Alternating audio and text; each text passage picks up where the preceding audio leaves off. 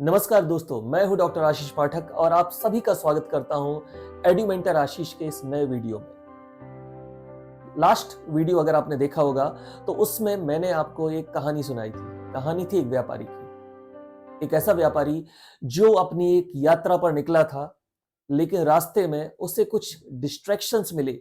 बहुत सारी चीजें उसने देखी, उन डिस्ट्रैक्शंस में वो फंस गया। उन डिस्ट्रैक्शन में फंस के वो भूल गया कि वो किस यात्रा पर निकला था। वो भूल गया कि वो कौन था। उस वीडियो में हमने एक सवाल छोड़ा था। सवाल था कि हम सभी जानते हैं कि डिस्ट्रैक्शंस हैं, लेकिन इनको मिनिमाइज कैसे किया जा सके, इनको कंट्रोल हम कैसे करें। और उसका जवाब है इस वीडियो में। इस वीडियो में फिर से मैं आपको एक नई कहानी सुनाने वाला हूं। कहानी है एक राजा, एक मंत्री और राजा के बेटे की। एक राजा था, एक ऐसा राजा जो अपनी प्रजा से और अपने राज्य से बेहद प्यार करता था। उसका एक मंत्री था, मंत्री जो अत्यंत ही बलशाली था और बहुत ही बुद्धिमान था। उसका एक बेटा था, बेटा जो बहुत ही आकर्षक, सुंदर, शक्तिशाली और साथ ही साथ अनियंत्रित था। किसी के नियंत्रण में बड़ी मुश्किल से आता था। लेकिन अच्छी बात यह है कि वो सम्मान करता था। किसका सम्मान करता था? मंत्री जी का सम्मान करता था, उनकी बात मानता था। बेटे की, राजकुमार की 5 पत्नियां थी, पांचों बड़ी ही सुंदर और आकर्षक थी और राजकुमार अपनी पत्नियों से बहुत प्यार करता था।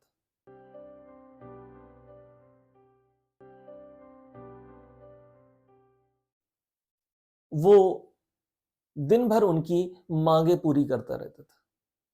पत्नियों की अलग अलग इच्छाएं होती रहती कि ये चाहिए हमें, ये चाहिए, ये चाहिए, और राजकुमार का पूरा दिन इसी में निकल जाता था और इस कारण से वो राज्य पर ध्यान नहीं दे पा रहा था।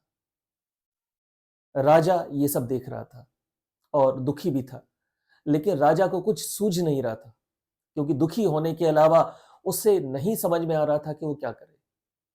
उसने इसका समाधान निकाला। उसने मंत्री को बुलाया। और मंत्री को क्यों बुलाया? क्योंकि उसे पता था कि मंत्री की बात मेरा बेटा मानता है।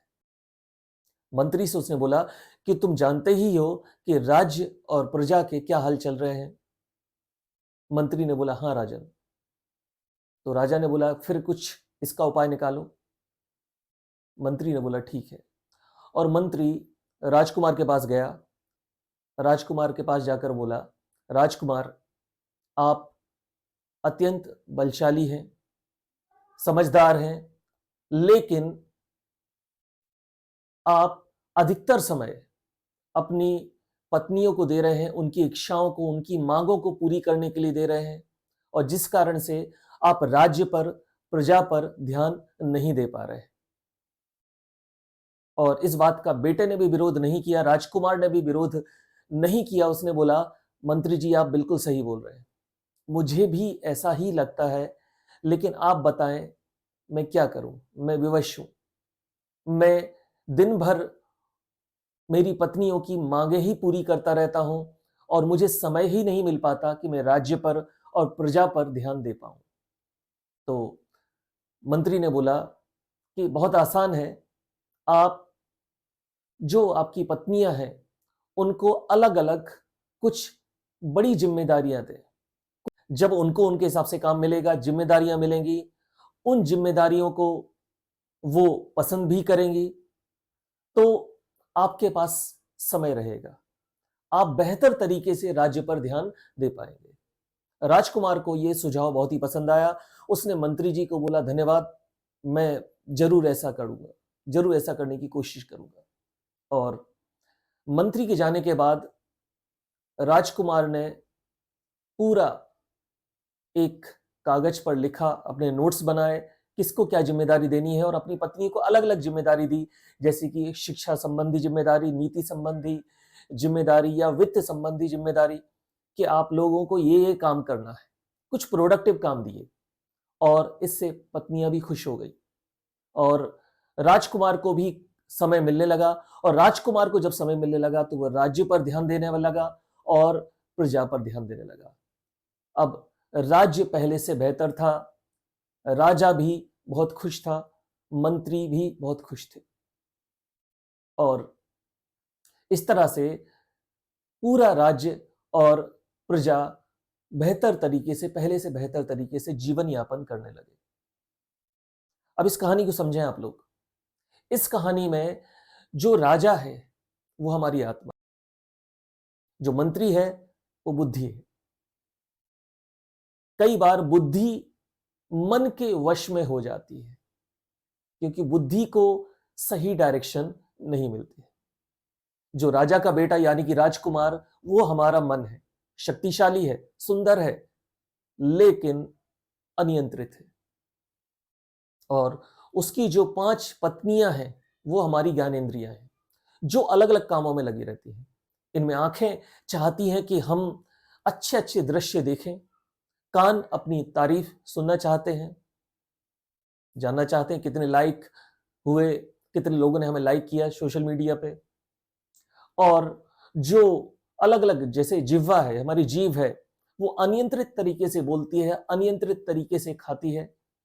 त्वचा है, इस तरह से अलग अलग हमारी इंद्रियां हैं जो अलग अलग दिशाओं में भाग रही हैं, जो नियंत्रण में नहीं है। तो अब ये तो हो गई समस्या। अब इसका समाधान क्या है? तो इसका समाधान फिर से हमें गीता में मिलता है।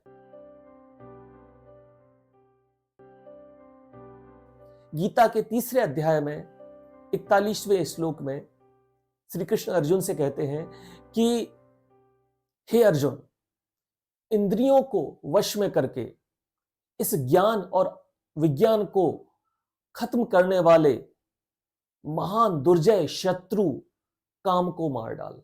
काम मतलब कामनाएं, कामनाएं मतलब डिस्ट्रैक्शंस को क्या कर दो, खत्म कर दो, मिनिमाइज कर दो, जितना भी आप कर सके। अब यहां कृष्ण ने अर्जुन से बोल तो दिया, लेकिन अर्जुन ने फिर से कृष्ण की तरफ देखा। कैसे? उसी 3रे अध्याय के 42वें और 43वें श्लोक में कृष्ण बोलते हैं कि हे अर्जुन, तुम्हारे शरीर को देखो, तुम्हारे शरीर में शरीर से ज्यादा जो शक्तिशाली है वो इंद्रियां हैं, इंद्रियों से ज्यादा शक्तिशाली मन है, मन से ज्यादा शक्तिशाली बुद्धि है, बुद्धि से ज्यादा शक्तिशाली आत्मा है, जो सबसे ज्यादा शक्तिशाली है। इस तरह से कृष्ण क्या बता रहे हैं? एक ऑर्डर बता रहे हैं। अब यहां पर वो सॉल्यूशन भी बता रहे हैं। क्या सॉल्यूशन बता रहे हैं? आत्म को जानो, आत्मा को जानो, अपने आप को जानो कि आप कौन हैं। उसके अनुसार आप अपने बुद्धि को मजबूत बनाओ कि क्या हमारे लिए बेहतर रहेगा। वो जो मजबूत विचार है उनको सुनो, उनको देखो, उनके बारे में ही ध्यान लगाओ। बुद्धि के अनुसार मन को नियंत्रित करो। बुद्धि यानी कि मंत्री। बुद्धि की बात कौन मानता है? राजकुमार। राजकुमार यानी कि मन मानेगा बात। और मन किससे ज्यादा मजबूत है? मन इंद्रियों से ज्यादा मजबूत है। अगर आपने मन को यह काम दे दिया कि यह हमारे लिए जरूरी काम है, तो उसी हिसाब से हमारी इंद्रियां अपने टारगेट को ढूंढने लगेंगी। आप सभी ने देखा होगा, ये हमारे वेदों में भी लिखा है, यथा दृष्टि तथा सृष्टि। आपने देखा होगा कि अगर आपको कोई बाइक खरीदनी है, और जो आपको बाइक खरीदनी है, तो जब आप सड़क से निकलते हैं तो उसी तरह की बाइक आपको दिखने लगती है। यदि आपको कोई कार खरीदनी है तो उस तरह की कार आपको दिखने लगती है। जैसा आप देखते हैं वैसा संसार हमें दिखने लगता है। तो इंद्रियां भी उसी के अनुसार बरतने लगती हैं। मन से आप इंद्रियों को कंट्रोल करें।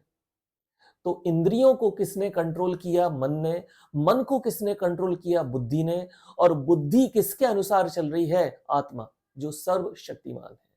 उसको जानकर हम अपने जीवन को, जो मैंने राज्य की बात इस कहानी में की है, वो राज्य है हमारा जीवन। तो उस राज्य को, उस जीवन को कंट्रोल किया जा सकता है। इन इंद्रियों में आप शुरुआत कर सकते हैं आंखों से, क्योंकि सबसे ज्यादा शक्तिशाली क्या है? आंखें। आपकी आंखों के सामने से एक बार भी कोई निकल जाता है तो आप बोलते हैं यार तुम्हारा चेहरा तो याद आ रहा है लेकिन नाम याद नहीं आ रहा। ये तो नहीं बोलते हैं आपके नाम याद आ रहा है, चेहरा नहीं याद आ रहा है, क्योंकि आपकी आइज से लेकर ब्रेन तक जो नर्व गए वो कंपैरेटिवली स्ट्रांग है एज कंपेयर टू ईयर। तो सबसे पहले आंखों पर नियंत्रण करना हर जगह महत्वपूर्ण बताया गया है। हमारे वेदों में, हमारे जो स्क्रिप्चर्स हैं, वहां पर भी इसके बारे में डिटेल में बताया गया। इसलिए आपने देखा होगा मेडिटेशन में कई इसकी विधियां हैं। इनमें से एक त्राटक के बारे में आपने सुना होगा। गीता में श्री कृष्ण बोलते हैं नासाग्र दृष्टि, वो भी आंखों को कंट्रोल करने के बारे में बोलते हैं, क्योंकि शुरुआत आप कहां से कर सकते हैं? आंखों को कंट्रोल करने। हमें क्या देखना है ये हम तय करेंगे, और ये किसके अनुसार तय करेंगे? मन के अनुसार तय करेंगे। मन को हमने किससे प्रोग्राम कर लिया? बुद्धि से। और बुद्धि को किसके अनुसार प्रोग्राम किया? हम जो खुद हैं, और हम ये शरीर नहीं है। आप करके देख सकते हैं। क्या ये तुरंत हो जाएगा? बिल्कुल नहीं। कृष्ण फिर से बोलते हैं, दो वो फॉर्मूले देते हैं कृष्ण। एक बोलते हैं वो धैर्य और उत्साह। धैर्य हमारे अंदर बुजुर्गों की तरह होना चाहिए, और उत्साह बच्चों की तरह होना चाहिए। मुझे हमेशा बच्चों की तरह सीखना अच्छा लगता है। तो धैर्य किसके जैसा? बुजुर्गों के जैसा। और उत्साह किसके जैसा? बच्चों के जैसा। दूसरा वो बोलते हैं अभ्यास और वैराग्य। लगातार आप प्रैक्टिस करते रहें। वैराग्य का मतलब वो नहीं है जो आपने और हमने सोच रखा है कि हमें संसार छोड़ना है। वैराग्य मतलब आउटकम पे ध्यान न देना, आसक्ति ना होना। हम अपनी तरफ से बेस्ट काम कर रहे हैं, लेकिन उसका आउटकम क्या निकल रहा है उसकी हम टेंशन लेने वाले नहीं।